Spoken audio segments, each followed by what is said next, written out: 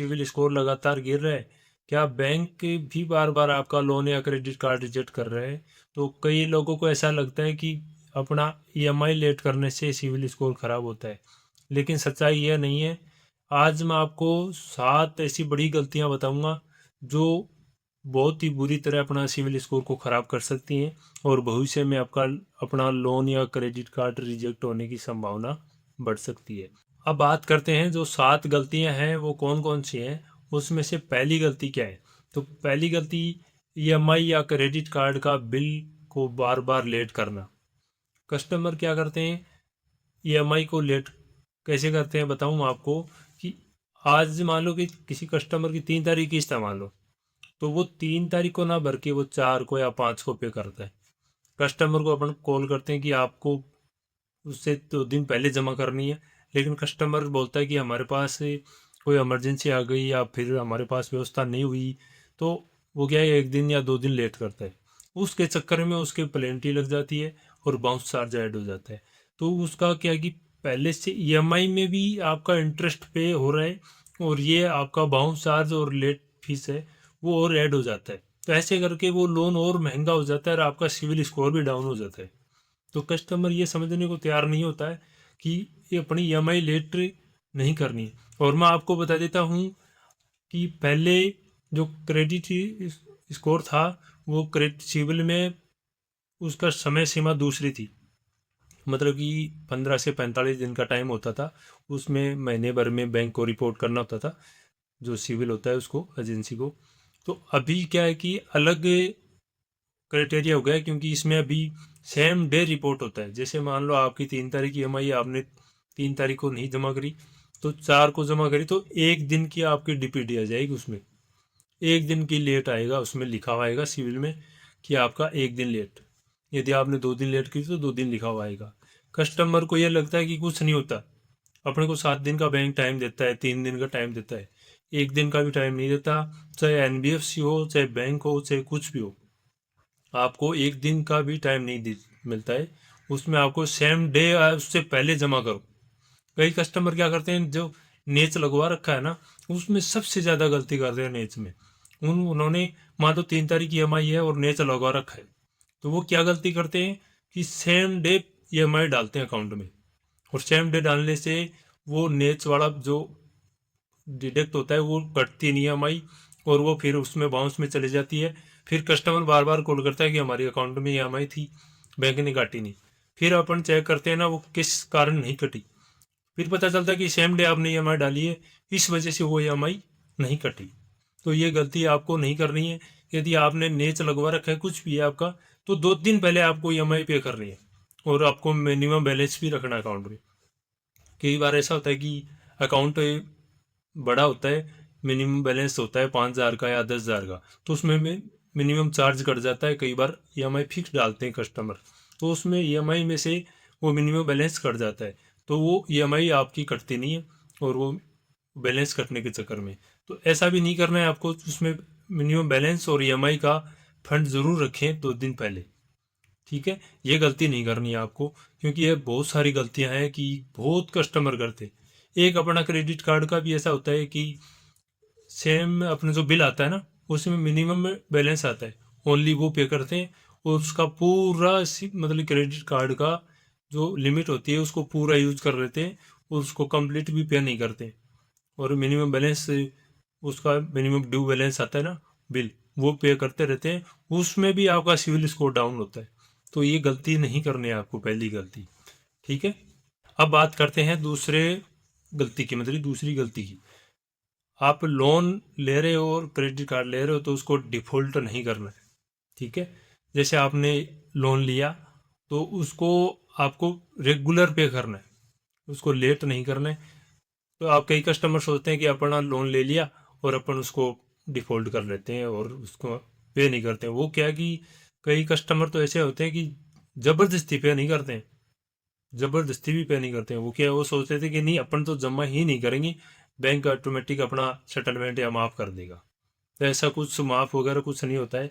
मैं बता देता हूँ आपको, उसमें लिखा हुआ जाता है सिविल में ऑटोमेटिक ही आपका ये रिकॉर्ड ख़राब हो रहा है, इसमें डिफ़ॉल्ट आता है, राइट ऑफ आ जाता है आपका लिखा हुआ। तो ये गलती की नहीं करनी है आपको बिल्कुल भी। आपका लोन क्रेडिट कार्ड ले रहे हो तो उसको आपको सबसे ज़्यादा गलती होती है क्रेडिट कार्ड में, फिर होती है लोन में। तो उसमें नहीं करना, क्योंकि क्रेडिट कार्ड एक मीठा लालच है। उससे क्या करता है कस्टमर धीरे धीरे धीरे धीरे पैसा पूरा यूज हो जाता है उसमें धीरे धीरे, कि अपन भर देंगे उसको रेगुलर कर देंगे, फिर अपन यूज कर लेते हैं, फिर भर देंगे।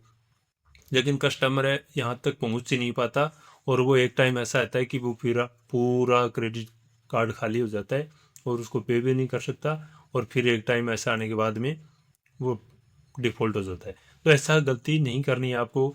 यदि क्रेडिट कार्ड यूज़ कर रहे हो तो 50% से ज़्यादा यूज़ मत करो, मेरा तो मानना ही है। यदि उससे ज़्यादा कर रहे हो तो आपको नुकसान हो सकता है। ठीक है। अब बात करते हैं अपने तीसरे पॉइंट की। क्रेडिट कार्ड की लिमिट का 90 या 100% यूज़ कर लेते हैं कस्टमर। तो ये भी गलती आपको नहीं करनी है कि पूरा कंप्लीट क्रेडिट कार्ड की जो लिमिट होती है उसको यूज़ कंप्लीट नहीं करनी है। उसमें से 50 या 60% तक अपन यूज़ कर सकते हैं, वो भी अपन रेगुलर उसको कंप्लीट पे करना है उसको बाद में। जैसे बिल जनरेट होता है तो वो रेगुलर उसको बिल जो डेट आती है ना उसकी बिल की डेट, उससे पहले आपको जमा करना है, और वो भी पूरा जमा करके फिर वो वापस यूज़ करना है।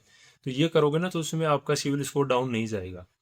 तो यदि आपने 90 या 100% पूरा कंप्लीट यूज़ कर रहे हो तो ये आपका सिविल स्कोर डाउन होने का चांसेस बढ़ जाता है इसमें। तो ये गलती भी नहीं करनी है आपको। ठीक है। अब बात करते हैं अपने चौथे नंबर की गलती। चौथे नंबर की गलती बहुत सारे कस्टमर करते हैं, मेरे को लग रहा है 90% लोग ये गलती करते हैं। 90% लोग गलती करते हैं। ये क्या गलती है कि बार बार कई एप्लीकेशनों में लोन को अप्लाई करना या क्रेडिट कार्ड को अप्लाई करना, बार बार रिजेक्ट हो रहा है तो उसके बावजूद भी अपन अप्लाई करते हैं। तो बहुत सारे कस्टमर ऐसे हैं कि एक कंपनी से मान लो लोन रिजेक्ट हो गया तो दूसरी कंपनी में अप्लाई करते हैं, फिर तीसरे में करते हैं, फिर चौथी में करते हैं, फिर वो वहाँ भी रिजेक्ट होता है, एप्लीकेशन में चले जाते हैं, ऐप एप्लीकेशन होता है उसमें अप्लाई करते हैं, वहाँ भी रिजेक्ट हो गया तो दूसरी तीसरी, ऐसे करके वो कम समय में ज़्यादा इंक्वायरी कर लेते हैं, और उसकी वजह से उनका सिविल स्कोर डाउन जाता है और आगे भविष्य में उनका लोन होना मुश्किल हो जाता है। तो ये गलती आपको नहीं करनी कि बार बार आपको इंक्वायरी करनी है। मैं बता देता हूँ आपको, यदि एक या दो बार आपने अप्लाई किया और लोन रिजेक्ट हो गया तो आपको 60 से 90 दिन का वेट करना है, उसके बाद दोबारा अप्लाई करना है, क्योंकि उसमें इंक्वायरी ज़्यादा होने की वजह से वो बार बार हिट करता है आपका सिविल। तो उसकी वजह से वो रिजेक्ट होता है ना, तो वो रिजेक्ट के कारण आपका सिविल स्कोर भी डाउन होता है। एक बार रिजेक्ट हुआ तो सिविल स्कोर डाउन, क्योंकि वो हार्डली चेक होता है आपका सिविल। तो इस वजह से आपको ये गलती नहीं करनी है चौथे नंबर की। ये बहुत सारे लोग करते हैं, इसको भी नहीं करना, बार बार इंक्वायरी नहीं करनी है। क्योंकि मेरे को 5.5 साल हो गए, मैं बिजनेस लोन में 5.5 साल से काम कर रहा हूँ, तो मैंने बहुत सारे कस्टमरों का सिविल देखा है। तो ये गलतियाँ बहुत सारी आती हैं। लगभग कस्टमर 90% ये चांसेस आता है कि वो इस बैंक में नहीं हुआ तो दूसरे में तीसरे में ऐसे लगाते रहते हैं फाइल को। तो ये गलती नहीं करनी है आपको कि आपको बार बार इंक्वायरी बढ़ाएं। ठीक है, आपको इंक्वायरी बहुत ही कम करनी है। ठीक है। अब पांचवी गलती की बात करते हैं, लोन सेटलमेंट की। जहाँ तक हो सके वहाँ तक आपको लोन क्लोज करने की सोचना चाहिए, क्योंकि जहाँ तक अपना बन रहा है कि अपना ईएमआई जमा हो रही है अपने, वहाँ तक आपको ईएमआई जमा करके आपको लोन क्लोज करना चाहिए। क्योंकि लोन सेटलमेंट आपका, यह आपका सिविल में बहुत सी भविष्य में आपका मतलब लोन होने का बहुत कम चांस हो जाते हैं कि आपका लोन रिजेक्ट होने के चांसेस बढ़ जाते हैं इसमें। और आपका इसमें सिविल स्कोर जो हो रहा है ना उसमें डाउन गिरावट बहुत ज़्यादा जाती है, क्योंकि इसमें सेटलमेंट लिखा हुआ आता है, और ये एक बार लिख जाता है तो ये दाग लग जाता है। ये दाग इतना जल्दी हटता नहीं है, और भविष्य में काफ़ी दिनों तक आपको शो करेगा, और ये आपको बहुत ज़्यादा नुकसान भी करवा सकता है। क्योंकि आपको जब ज़रूरत होती है आपको लोन की तो नहीं मिलेगा, तो आपको नुकसान ही है वो। कई बार ऐसा होता है कि अपन बिजनेस कर रहे हैं और अपन को बिजनेस करते टाइम अपने को कैपिटल या मतलब कि पैसों की जरूरत पड़ी, तो अपन वो पैसा टाइम पे नहीं मिला अपने को लोन का, तो वो अपन नुकसान ही है एक तरह का। तो ऐसा भी नहीं करनी है आपको गलती कि आपको लोन सेटलमेंट करो। कोई अब इमरजेंसी आ जाए और आपका ऐसा कुछ ऐसी मुसीबत ही आ जाए कि आपको अब तो जमा हो गए नहीं अपना, उस केस में अपन सेटलमेंट की तरफ जा सकते हैं। नहीं तो मेरा मानना, देखो मैं बता देता हूँ आपको कि लोन क्लोज करने की सोच रखनी चाहिए अपने को। ठीक है। अब बात करते हैं 6 नंबर की गलती कि गारंटर बनकर अपना सिविल स्कोर को ख़राब कर लेते हैं कि किसी दूसरे का गारंटर अपन बने तो अपना सिविल स्कोर ख़राब हो गया। ये भी लोग बहुत गलती करते हैं कि जैसे अपन बड़ी गाड़ी लेके आते हैं ना, तो उसमें गारंटर की ज़रूरत होती है। पहले होती थी, अभी तो मेरे को पता नहीं, शायद होती है नहीं, लेकिन बहुत सारे गारंटर ऐसे हैं कि वो दूसरे की गारंटी दी और अपना सिविल स्कोर ख़राब कर लिया। क्योंकि जैसे दूसरा कस्टमर जैसी गारंटी आपने दी है ना, वो टाइम पे नहीं कर रहा है ईएमआई, तो उसका सिविल जितना स्कोर डाउन हो रहा है उतना ही आपका सिविल स्कोर डाउन हो रहा है।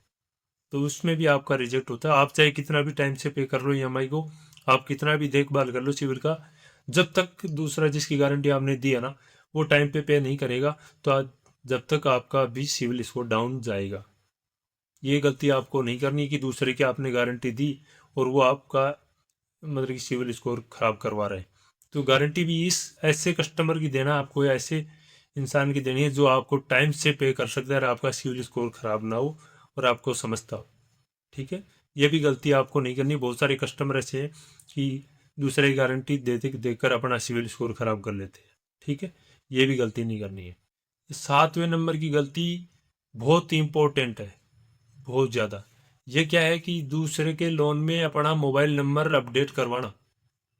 दूसरे के मोबाइल मतलब कि लोन ले रहा है कस्टमर, दूसरा कस्टमर आपका, तो वो आपका मोबाइल नंबर अपडेट करवा रहा है उसमें।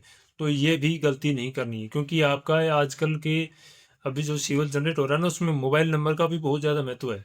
जैसे आपने मोबाइल नंबर दिए तो उसकी भी वजह से आपका लोन उसमें शो हो सकता है। कई बार आपने देखा होगा कि यार कि मेरे नाम से किसी दूसरे की जगह से मेरा नाम मतलब कि लोन मैप हो रहा है, मेरे सिविल में दिखा रहा है। कई बार ऐसा होता है, मैंने कस्टमरों को देखा है कि जैसे लॉगिन करता हूँ ना, तो लॉगिन करने के बाद में सिविल आता है, तो सिविल में कई बार यूपी का या एमपी का, कई उत्तराखंड का, ऐसे सिविल जनरेट हो रहे हैं एड्रेस का।